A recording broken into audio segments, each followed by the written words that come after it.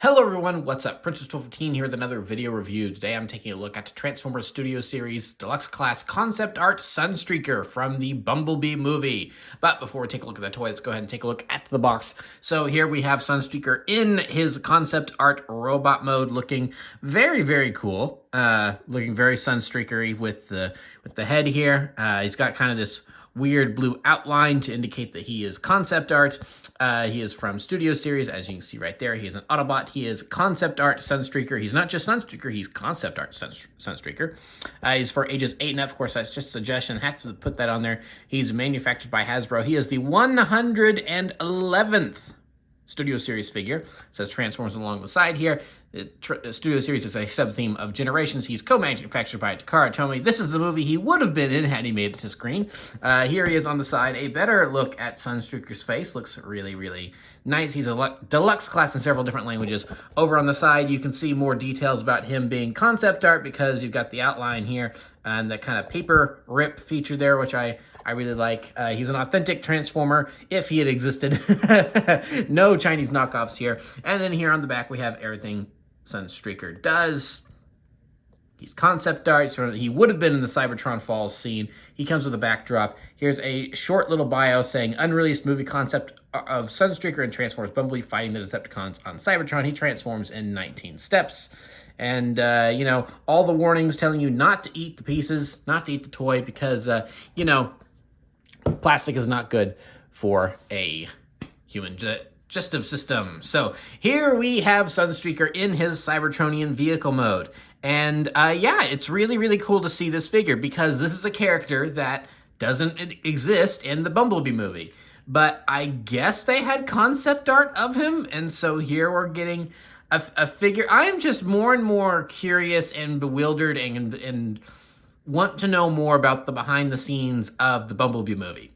Because they had that beginning couple minutes of Cybertron that was added very late in the film's production. That's well documented. And we've gotten, which we'll be seeing the size comparisons later, and we've gotten now all of these toys based on the Autobots that they had in the beginning of the film that, as far as we were aware, they only had art of the, they only had designs for the robot modes. Because I think the designers are on record saying that when they went to make those toys, they didn't have vehicle modes, so they had to kind of invent ones that would fit with the concept art, which is really cool and ingenious of them for managing to work out. So now we're getting, so clearly those proved to be popular because they're continuing to do them. So now we are in the realm of, not only are we getting more Cybertron toys from the beginning of Bumblebee, but now we're getting characters that weren't even in the movie. Sunstreaker being one of them. And so, I mean, as we saw in the box, there's his concept art, but it's like, it just seems like based on everything we know, was there actually concept art of Sunstreaker? Or, and this is maybe getting a little conspiracy theory whatever. I'm being a little conspiratorial here. Where, that's a better way to say that. Where, is there actual concept art of Sunstreaker from this movie that they've just now turned into a toy? Or did they make this concept art for this movie years after it was released and are going, yeah, if we had included him, this is what he would have looked like, and they're just making concept art after the fact. And I'm in the same way I'm that way with Rumble, the little Legion class or whatever figure that they released to go Soundwave. I'm kind of like, was there concept art of Rumble too, and he just didn't end up being included? These two characters now getting toys, I'm like, and I'm not complaining because Rumble seems like he's a good addition for Soundwave, and I like this figure. I'm going to get into that here in a second. So I'm not complaining about the fact that we're getting these, but I'm just like, you could be, I don't know, just calling it concept art to me doesn't necessarily feel genuine because it wasn't really made for the film during its production. This was something you did after the fact. It's like, well, if it had been in the movie, this is what it would have looked like. It's like saying, here's what Darth Maul would have looked like if he had appeared in Star Wars A New Hope. It's like, well, and here's the concept art. It's like, I mean, I guess technically because it is a art of concept, but concept art is typically something that you draw up prior to the movie being made. So I don't know. It's just a weird semantical thing for me. It's like, I don't know. Now, they've also released a Megatron, a concept art Megatron, and we do know that they had concept art of him because at one point he was in a cut of the movie and then he just got removed. And so then that Cybertronian design for Megatron had kind of been floating around there for a while, in like various states of quality. There's like really low poly and stuff. And then finally they released the toy of him. We got a much better look at him. So yeah, the fact that we now have Sunstreaker here, just a very, very curious release, but I'm happy because I like this figure. I think it's really neat. So yeah, this is his vehicle mode. I think it looks really cool. It's it's a Cybertronian sports car thing, because if Sunstreaker is a character that hasn't really appeared in too much. It's basically just a name that they keep trademarked. He doesn't really have too much of a a established personality that has lasted 40 plus years at this point, since it's 2024, this is the 40th year of Transformers. I think his biggest starring role has been in G1, which is what this art is clearly based on, with the with the little side panels on his head and everything. So yeah, Sunstreaker's not a character that really shows up all that often. He's really just included in a bunch of stuff because he was in G1. But yeah, no, I'm happy to get this figure. He's my first Sunstreaker, because yeah, this is a cool vehicle mode, and I like the robot mode and everything. So yeah, I really like the way this has come together. It almost looks like a futuristic version of a Corvette. Like the front here, it's giving me vibes of the newer Corvettes, like Crosshairs transforms into in Age of Extinction and The Last Knight. So that's kind of interesting. And I like the fact that the wheels, like they've got the coverings over them and everything, so these look more like turbines than wheels. So that's interesting. That's cool. I like that. So yeah, just a lot of interesting, cool design things going on here. I mean, it's like just the little panels and everything. So yeah, no, it's a very interesting vehicle mode. So we'll go ahead and put him down here, and then we're going to bring in Bumblebee from the Bumblebee movie, since it is his movie. And so there they are next to each other. Sunstreaker, while he's not as tall as the Beetle, he's definitely longer. So interesting to see how they stack up. Also the difference in color, because this is not yellow, this is orange, even though it's supposed to be more of a yellow. And then this is certainly yellow. This is definitely a yellow. So yeah, that's really it for the size comparisons that I have. But we're not done yet, because there is some weapon storage. So here is his weapons. It's just two blasters that just peg together like that, as you can, and I've dropped it. Of course I have. And then we can just take these tabs and put them right in here, and then that's going to give us our, if it wants to go in evenly. This is the one issue with the way this clips together, is that it does like to make trouble for, there we go. All right, now we've got him in. So yeah, and then now he's got these blasters up top. That, I really like this as weapon storage, because it's clearly a, it's clearly, guns that just pop up. It makes sense in this context, because he's a Cybertronian car. Although, I suppose another thing you could do if you wanted to, let's see if this, oh no, this is not going to work. Okay, never mind. Because I was about to say, you could like put it on the opposite way, and then these could be like, exhausts or boosters or something. But no, it's because of these. And then those, and the way, the shaping of it, it's not going to fit on that way. So yeah, that's that's basically the only way you can put them on there, that way. But then if we want to pry these apart, which it's a very snug connection, so you kind of have to wiggle them apart a little bit. There we are. Then you can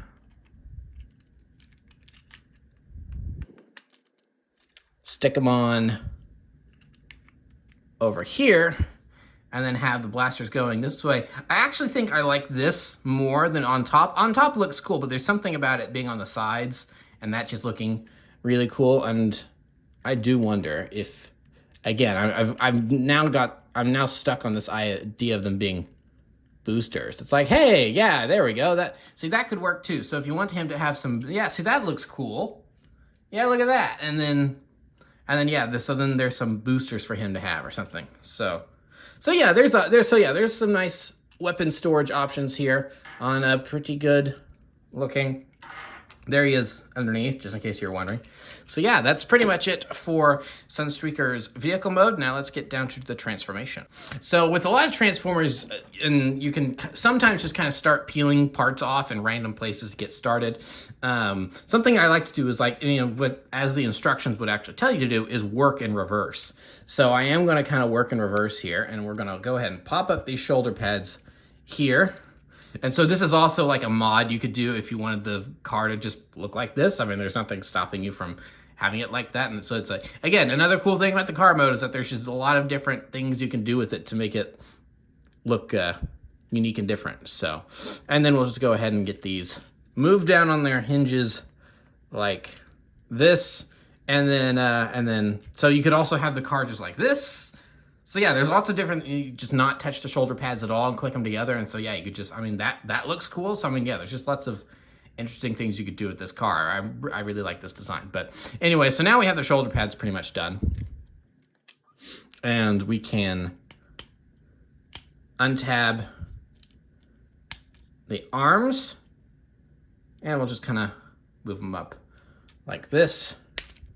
And then get that up and out of the way. I always save that stuff for last, but it's always good to be, we'll just get all this stuff untabbed like so. So we've kind of got all that going. So we'll go ahead and come down here and work on the legs. So that all just separates and tabs in, as you can see there. So that's pretty easy. Just move those there. And then we'll pop that up. Ooh, that was stiff. So as I said, pop that up. There is a tab right there. And then there's a tab right there, and that keeps all that plugged in together. So go ahead and move that down, and then so then that tab then goes into here. We've got that ready to go, and then we can just move the foot down, and then we have a leg done. So now, same thing over here. Just lift it up, move it, and then fit it down. And then we have the legs ready to go. Easy peasy transformation. Looks very, very nice. I like the way that all works. So now we can just kind of straighten out the body. And we want to fold this up this way, and then there's kind of a double hinge here. So we'll set that down like that, and then this will fold over and just tab into the back, and now we have his back panel ready. And then we can just take his head and move it up here. Then what we want to do is move these little window panels in like so. And then this all just kind of folds in like that. Really cool, really snazzy. And then that all just fits in right there. So yeah, we got that all done. And now we'll go ahead and finish up here. We'll want to move the arms up. There's just a little tab that goes in there. It just kind of slots in. Move that, and then we can lift up this panel right here. Fold that in. We have an arm done. Same thing over here. Move that up. Flip that around. Fold it in. Just get things where we want them. Make sure he's standing up straight like so. And then there we have Sunstreaker in his robot mode. And it's a pretty good looking robot mode. I love all the little details that are molded in and stuff. And especially, there's just something about the legs that I'm really taken with. I don't even know what it is. He does share the Bumblebee boots, which is a cool kind of like consistent design thing. Now, in reality, it's probably just like, we know that they had only a certain amount of parts to go around, and because they put that scene together so quick, so it kind of makes sense that he shares feet with other characters. But yeah, no, overall, it's a very nice design. His face is very well molded. If we can get it to really focus in on the face. Come on. Focus in on the face. There we go. So yeah, the face is really well molded in. I'm really glad that they did a good job picking out his little ear flap things here with the yellow paint, because that could have been something I feel like they could have messed up easily. There is a teeny tiny little Autobot symbol. There it is, teeny tiny little Autobot symbol right there on his chest. So there's not really a backpack, because most of the biggest backpack pieces that would probably end up on his back end up kind of hanging off on his arms. I actually kind of like the fact that he does just have wheels just kind of hanging off on his arms. That makes it feel, I don't know, strangely Cybertronian to me. The one thing I wish could have been a little better is the arms, specifically the hands. I'm not, because the hands are just molded in yellow. There's no paint on them. I'm fine with closed-fisted hands and everything, but they're just so obviously connected to the arms. It would be nice to, and I understand why that is, because of where this hinges. But it would have been nice if they could have just molded it a little differently to where it didn't completely look like the hand was molded in, and if they could have put a splash of gray paint on there so it doesn't, because it does just kind of feel like it's all one big, makes his arms feel a little stocky, a little short. So I do have a little bit of a complaint there, but it's not a huge one. It's just overall, I just really like the design of this robot mode. I just think it is really cool. So yeah, and then like I kind of pointed out earlier, I think the legs fold up very well. Those panels don't really get in the way or anything. So again, there's just something about the way the panels fold back right there, and they're kind of that curve just screams kind of Cybertronian to me. So if this were like an Earth car, I'd be going, oh yeah, there's some panels that are just kind of hanging out there. But since it's Cybertronian, I'm like, you know what? That actually works. I actually like it.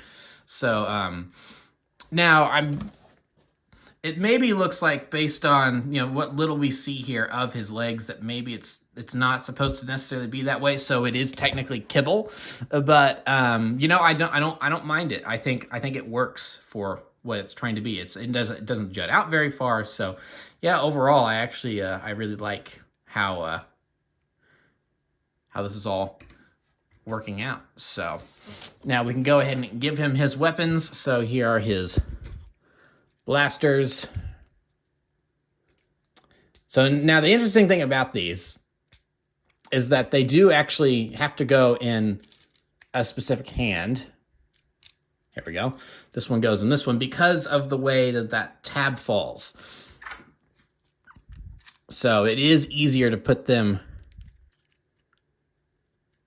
in a hand where the tab's going to be on that side of the hand. So yeah, there he is with his blasters. Very cool. I do like the way that the blasters look, because they could have easily just given him another one of the big guns that like Ironhide or Ratchet or Wheeljack have. They could have just given him another one of those. So I do like that they actually did give him his own weapons instead of sharing with others, which they could have done. I wouldn't have complained about it, but the fact that he did get his own weapons, I do like. So yeah, there he is with his blasters. And I haven't tried this, but I do want to kind of, no, I don't think this is gonna work. So I was about to say, could you move that up, and then there it goes in the floor. Where'd it go? There it is. And then this is probably not gonna work, but it's just a experiment. Oh, okay. So there is that port there. So if you really wanted to, you could give him shoulder cannons. I mean, I don't know why you would want to, but that is an option, clearly. It's just another one of those things that could just make it feel, more, like I said, more Cybertronian.